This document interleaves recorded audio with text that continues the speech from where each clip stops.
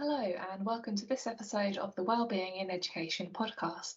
This time we're hearing about an initiative called Noise Solution, which uses music to support and motivate young people and has been proven to have measurable impacts on their wellbeing. I'm really interested to hear about the background of the programme, but also how it has worked in practice in one Suffolk secondary school. So over to my guests to introduce themselves. Hi, thank you both so much for joining me today. I wonder if you could start by introducing yourself, please. Hi, I'm Maxine. I'm the SENCo from Westbourne Academy in Ipswich, and we've used Noise Solutions quite a lot to support our most vulnerable learners. Hi, my name's Simon Glenister. I'm the founder and CEO of Noise Solution. We're a social enterprise that's concerned with wellbeing, and we use music and music technology and mentoring to create the conditions around which we know we're more likely to improve wellbeing, because what we're trying to do is improve educational outcomes, health outcomes, social outcomes for young people who are often struggling to engage with services or struggling with issues around inclusion, anxiety, depression, being excluded from school, being outside of mainstream schools, and often professional teams that are trying to engage with them but struggling to. And what we know is if we improve wellbeing, as I'm sure you know, we improve education and health outcomes. So that's the focus of the organisation, and we happen to be using music technology as a vehicle with which to do that. Brilliant, thank you. So Simon, I wonder if you go into a little bit more detail about sort of the practicalities, how do you work with schools? What does that involve? Sure. So we tend to receive referrals from schools. And once we receive that referral for a young person that they might have concerns around, what we'll do is pair that young person with a music producer. And that music producer will take on responsibility for liaising with the school and liaising with the young person's family to set up sessions. They might happen at home, they might happen in the community, they might happen at the school. We're very, very flexible and responsive to whatever the needs are of that young person, and we go to them. I spent many years working within local authority organisations where often responses were very deficit-based and reactive, where professional teams would expect that young person to come to them, which often wasn't the most effective way of engaging that young person. So we go out into the community and we engage with them wherever they are. Set up the sessions. We work with them for 20 hours. So they're working with that professional musician, and the professional musician is not going with a learning goal or a curriculum. They're going with a question: what kind of music would you like me to help you make? So we start from that premise, and I'll tell you why we do that in a minute. So we make a lot of hip hop and drum and bass and grime and drill music and dubstep, whatever it is that they're into, with the idea of making them feel good at something that societally is perceived as being quite complex, making music. So making them good at that quickly. And then while we're working with them over 20 hours, the first 10 hours of which, as I said, will be at home, but then we'll try and move them to a local recording studio as well. That's part of the process. But throughout all of that mentoring, what we're also doing is using a cloud-based platform that we've built and developed that allows that young person and the musician to capture weekly within the sessions the highlights of that session. So the music they create, the videos they create for the music, links to the things that they find interesting, and it appears in a feed, a social media feed, a stream, if you like, that the young person is able to invite in family, parents, carers, professional key workers, schools, head teachers, heads of year, whoever are the significant adults for that young person. So weekly, what we're doing is capturing that young person being good at something that they value and projecting it onto the screens weekly of those significant adults so that they can comment and engage with it as well. And again, I'll come to the theory of why we think that works later. Fantastic. So it sounds like something really important there about celebrating success, about bringing in the important people around that young person, and really helping them to feel successful and being very solution focused. Space narrative. Yeah, absolutely. Yeah, fantastic. So Max, how did you sort of first hear about Noise Solution, and what made you decide to bring them into Westbourne? It was purely by chance, really. It was about a few years ago, and the local authority were having some funding given for something called Essential Life Skills. and they were encouraging schools to bid on other local organisations. Sorry, can I start again? Of course you can, yeah. Go ahead. Yeah. It was purely by chance.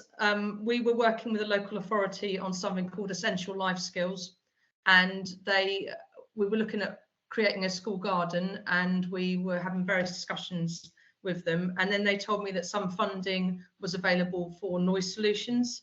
I think the whole lot of funding came from the Ipswich Opportunity Area at that time, who were looking to improve life outcomes for students, and also to support those students who were most at risk of becoming a NEET or really, really struggling with their social, emotional, and mental health needs. And I was told by a member of the local authority that why don't you consider noise solutions? And I'd not heard of them before as a organisation. And I was like, what sort of intervention is it? And they were saying, oh, it's music based. And I was a bit skeptical at first, because I didn't know whether a student needed to have a particular musical talent, whether they needed to be able to sing, or whether they needed to have some understanding of music to be able to access this intervention. And some of the students that I was sort of thinking of in my head, I was like, oh, I'm not really sure they're going to be able to access this. So I was given Simon's contact details and told to have a conversation with Simon around the programme and what it could offer and how it could support the students. And at that time, we had some sort of particularly tricky young people who were struggling with major issues in social, emotional, mental health, and whose attendance had sort of significantly dropped. So these were students who would come in for 2 days a week and then be off for the other 3 days a week. And it was very difficult to try and motivate them and engage them in school, but also difficult as well to support their sort of social, emotional, and mental health, because they were sort of fairly reluctant to open up to any member of staff. So I phoned Simon and I talked about the programme in great detail, and we spoke about the students, and he told me to make online referrals for those students, and then they were accepted. And that's when the sort of story began and the journey began for those students. Incredible. That sounds really good. So Simon, I know you've got an excellent video already that we'll link to from this podcast, where you go through a lot of the kind of theory and evidence behind, but I wonder if you could just summarise, some of that evidence base that the programme is based on. Yeah, I mean, it's a fusion of evidence and practice that's come about over sort of 20 years experience of working within local authority teams. I started out in youth offending as a worker, just to clarify, and then progressed into various other local authority organisations working with young people in challenging circumstances. So there was a lot of practical stuff that worked, I felt, and lots of practical stuff that didn't work. And I think it's important to set that context. I was coming at it when I was setting Noise Solution up from a position of what I found work was creating spaces where young people could experience they were good at something. Mm-hmm. That's much, much more impactful than talking to them about what was going wrong in their lives in terms of long-term outcomes. And what was also really impactful was allowing or working with the voices around them that was significant to them, not working with them in isolation for an hour a week. So those were the things that worked. And what wasn't working was, again, this often deficit-based approach of coming into a young person's life. And nobody's doing this overtly, but often there's this subtext to these conversations where the professional comes into somebody's life and goes, well, you're making really poor decisions about that, and that's not good, and you shouldn't be doing this, and you shouldn't be doing that. I'm going to tell you what you should be doing, and we'll fix you, and then everything will be okay. And that's sometimes a culture thing, but it's also sometimes a resource thing. Professional. I've been that professional as well. I understand that side of it. And I'm not saying we don't need to look at deficits. We obviously do, but I really strongly feel we need to balance out that work with these positive narratives to allow a young person to reinvent themselves, to create a new identity for themselves, one that isn't about failing or having that failure pointed out to them. So that's what started the process, and I'd always used these digital blogs to capture the elements of what we were doing, because I was really into that personally. So everything was in place and worked really, really well for about sort of 6 or 7 years, and we were gathering evidence for what we were doing. and it was growing. But then I got the opportunity, I was invited to go and do a 2-year research master's at the education faculty at Cambridge University under Professor Pam Bernard, which was amazing.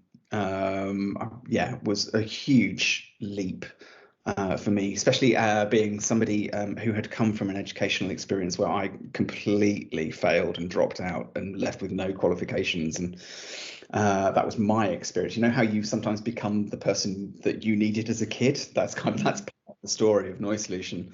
But so yeah, I was invited to go and do this research masters, and as part of that, looking at what we were already doing and looking at what I felt worked, and then looking at education theory around what worked around engagement and motivation and well-being, what jumped out very, very clearly was a framework called self-determination theory, which is arguably the world's most well-evidenced framework for understanding how to impact on engagement and motivation and well-being. And it's a 30-year project set up by 2 guys called DC and Ryan, where have been trying to answer this question, or initially they were trying to answer this question: how do you impact on intrinsic motivation, this internal desire to be excited and engage with the world, which is the ideal. We want people to be intrinsically motivated, but the young people that we're working with often are amotivated and demotivated and crushed by their experiences, whether that's at home or within systems that aren't reacting to them in an individual way, that's trying to force them through a system. So that appealed, and what became clear was that theory's premise is that if you want to shift people along this spectrum, if you want to change them, or change their feelings about themselves, that's the important point. You're not fixing people, you're changing how they feel about themselves, which is much more sustainable. You need to create spaces that support 3 psychological fundamental needs. We all have, physical needs like oxygen and food and shelter. These things are things that we have to have. But what they've proven with empirical evidence over 30 years from hundreds of academic teams around the world, it's had something like 350,000 Google Scholar citations. It's not a side theory, it's massively empirically tested, real world tested, lab tested by hundreds of different teams. What they're saying is that we need to create spaces and where these 3 psychological needs are allowed to flourish, and those 3 needs are autonomy. So young people need to experience volitional choice. They need to be done with, not at. The second psychological need is we need to create spaces where young people experience a sense of competence, where they are made to feel that they can contribute something, that they're not made to feel incompetent. When was the last time you were made to feel incompetent and that was motivating? Or when was the last time you were told to do something in a specific way that you didn't necessarily agree with? And was that motivating? No, probably not. And the third psychological need that we need to facilitate is a relatedness. So feeling seen by other people, connected to other people. And if you can design what you're doing around those 3 pillars of autonomy, competence, and relatedness, you get this sweet spot in the middle where you impact on well-being, engagement, motivation. You start to shift people along. And interestingly, you don't necessarily have to shift people all the way along to intrinsic motivation. There's a whole bunch of different types of motivation along that spectrum, and you'll see more significant outcomes moving people from low feelings of well-being to mid feelings of low well-being than you would, say, shifting them from the mid to high. It's down here where you impact young people who are stuck in cyclical circles of negative behaviors because of the situations that they found themselves in, or the experiences that they've had, or the feedback that they're getting from those around them, these things that become an internalized identity. I'm this person that's failing. So by creating these spaces where they can experience autonomy, competence, relatedness, where they experience success and where they're seen being successful, and they're able to internalize those feelings of autonomy, competence, relatedness, create a new identity, a re-signification of who they feel they are. And through that process, you start to see significant changes. Amazing. So I'm going to ask you about some of those changes now. So Max, thinking about the work that Noise Solution has done with your students, what sort of impacts do you think there's been on people wellbeing? I think the impact has been huge, and I would say it's undoubtedly one of the best interventions that we've ever used to support a student's social, emotional and mental health, and to actually see the transformation with that student. So at the beginning of the programme, they're, you know, obviously sometimes a bit reluctant, they're not really sure what's going to happen, they're sort of worried about you know, meeting someone new, sort of building up that relationship with someone that they've, you know, never met before, and they're not really sure how it's all sort of going to work out. And when you actually see a student at the beginning of that programme and then you see them at the end, the transformation is immense. It's like it's a completely different student in front of you. And I think a lot of it is down to the sort of nature of the way the musicians and music producers work with the students. It's all they engage them extremely well. They're very personable. They sort of they get to understand those students in a very, very short space of time.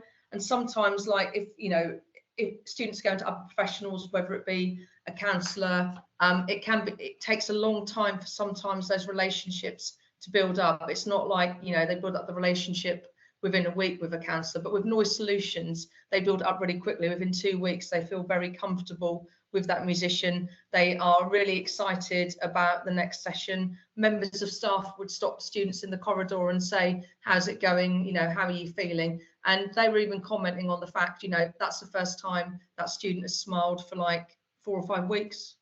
That's the first time I've seen that student in my lesson for 3 or 4 weeks because their attendance has been poor and they're not coming in. Or even a sort of head of year or pastoral lead who turns around and says, actually, this student was, you know, one of my at-risk students. Their behaviour was becoming a real major cause for concern. We were really, really concerned about them. And in actual fact, there's been a significant decrease in the number of behavioural incidents that student's been involved in. And I think that's really, really powerful to see the transformation. I mean, we've had some really, you know, interesting students who've struggled in all aspects of school life. So, for example, we had a boy in year 10 a few years ago who was not coming to school, completely disengaged, completely not motivated about doing his GCSEs or worrying about post-16, potential to become more of a persistent school refuser, and then that leads on to problems like becoming a NEET, not engaged in any form of education, employment or training, obviously then vulnerable to other external influences or circumstances. And no one could get through to him. The head of year was struggling, the pastoral lead was struggling, mum was tearing her hair out because she didn't know what to do. She's trying to encourage him to come into school. He wasn't coming into school, he wouldn't leave the house. If he did come into school, he was self-exiting lessons, so going to lessons, not feeling it or struggling in the lesson, and then would walk out or be removed from the lesson. So it was just this vicious cycle that was repeating itself constantly. And mum was in for numerous meetings, and you know, he's going on report, and report wasn't helping him sort of modify his behaviour. And he was the first student that we referred into the programme, and the transformation with him was immense. This was a student, he started off at the programme with attendance just below 40%, midway through year 10, at real risk of underperformance at GCSE, and possibly a potential school refuser come year 11 in the worst case scenario. And by the end of the programme, his attendance was up to like nearly 75%. And he was really engaged with Noise Solutions. He really built up a effective working relationship with the music producer. They were very, they got on really well with each other. The music producer got his issues, understood him as a person. He loved the blog idea, uploading his music, and was, you know, showing members of staff, you know, look, I've got this blog, this is what I've been up to. And the transformation was immense. And then he became, because he felt more confident in himself, because he felt, actually, I can do something now. I'm not a failure. I've achieved this. Look at the work I've done with the music producer. I feel happier in myself. I feel more confident in myself. I don't have those feelings of low self-esteem. I don't feel negative about coming into school anymore. And with that, you know, he he was incredibly successful by the end of year 11. Amazing, thank you. That's a really, really powerful example of, you know, how it's helped someone in real life. And I think what I'm hearing is the sort of relational aspect is so central to this, that, you know, it's someone who gets to know them, and you've got the kind of the music there to build that rapport and to, like you said, Max, really make that relationship really strong quite quickly. So that's brilliant. I mean, on that point of relationships, I mean, all the academic evidence around clinical mental health work, around mentoring, around education, all of it tells us that the number one indicator of any kind of success is the relationship you have with the person you're working with. So if you come at that relationship from an autonomy supportive perspective, then it's much more likely to flourish. As well, rather than being controlling about what the person has to or has to do. Yeah, I mean, we've got hundreds of those stories, literally hundreds and hundreds. I couldn't talk to you about young people who've been diverted away from acute mental health admissions, which would have cost the local authority £80,000 a year. Multiple ones of those. I've got young people who talk about, we did a gig the other day. No, we didn't do a gig. We were at a gig the other day, and two young people in separate bands were both had been through the Noise Solution programme, and they knew that some of the Noise Solution staff were in the audience, and one of them stood up mid-performance and said, if I hadn't done Noise Solution, I would be dead. And then the other one wasn't prepared to stand up and announce that to the crowd, but came separately to another Noise Solution member and said, same story. We just had a piece, a Look East, BBC Look East did a piece recently about a young woman, Sophie, same story. Both family and her talking about, you know, being stuck in this just black, dark place, and this was the thing that broke through. I'm not saying it was the only thing going on in her life, but for her and her family, that was the significant thing that made that difference. So there are those kind of major changes, but there are also small changes as well. Things like changes in attendance. So that that program that we initially got funding for to work with Maxine, the out of the Ipswich Opportunity Area funding, that was all about working with young people who were at less than 70% attendance, you know, and across the board we were seeing significant increases in attendance, and the significant life changes that makes. We did it's really interesting when you start to, we've got all the stories, but we've got other data as well that's really significant. And one of the things that I think is quite interesting is we invited 5 international data health analysts to look at what the probable financial return is on the work that we're doing. So what's the impact, for example, of diverting people away from mental health admission or services, or allowing parents to go to work rather than be at home to look after the young people who are excluded, or any of that kind of stuff. And at a very, very, very, very conservative estimate, they put the financial return for the work at 334%. Which means for a fairly small organisation, working across East Anglia, we are saving parents and systems statutory services at a conservative estimate, £1 million a year every year. I'm really interested in a number of things that have driven Noise Solution. One of them is academic research and understanding wellbeing and understanding how to genuinely impact on it. I think there's a danger of wellbeing becoming this sort of woolly, ephemeral term, whereas actually the evidence is very, very clear about the benefits of impacting on wellbeing. And I think there should be a responsibility or an education piece around making people more aware of what the conditions are that you need to create to genuinely impact on wellbeing, rather than just having a wellbeing day where you give people a spa break, or whatever it might be. Not that happens very often, but you know what I mean.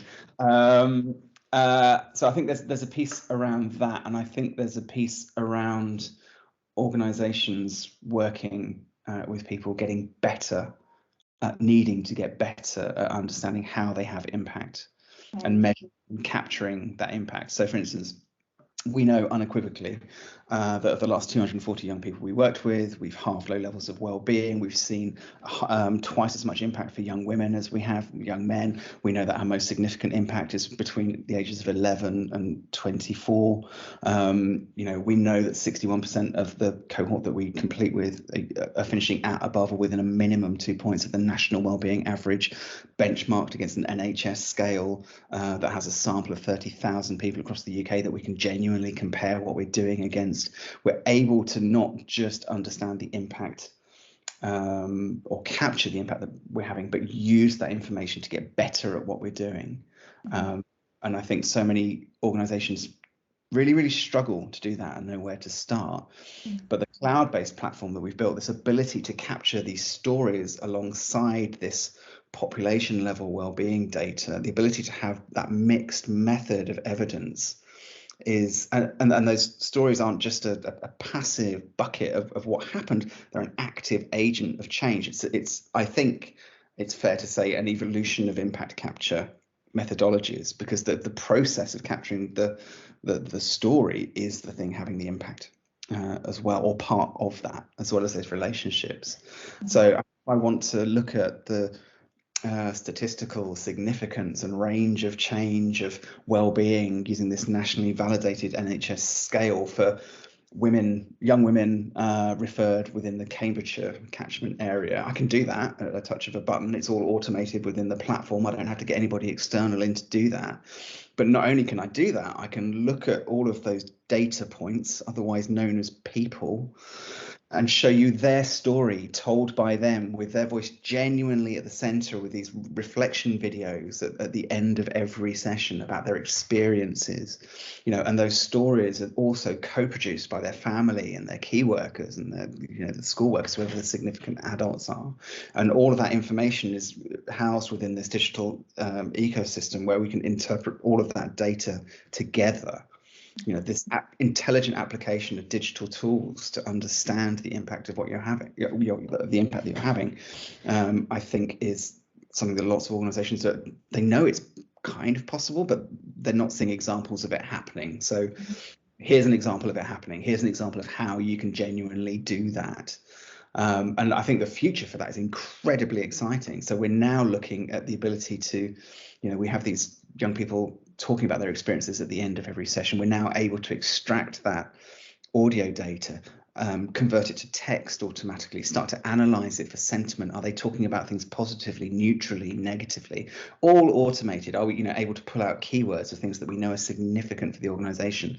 So we're taking video, which is something that's much more interesting and empathetic in terms of people talking about their experience than giving them a feedback form, and solving this resource issue of having to wade through it. We're automating that process as well. So it's telling us when we're seeing something interesting on video, and then taking that even further and starting to look at how do we linguistically analyze what the concepts that people are talking about. Can we pick out autonomy, competence, relatedness, these things again that are fundamental to our understanding of well-being? If we can do that, we can react live as somebody progresses through a program.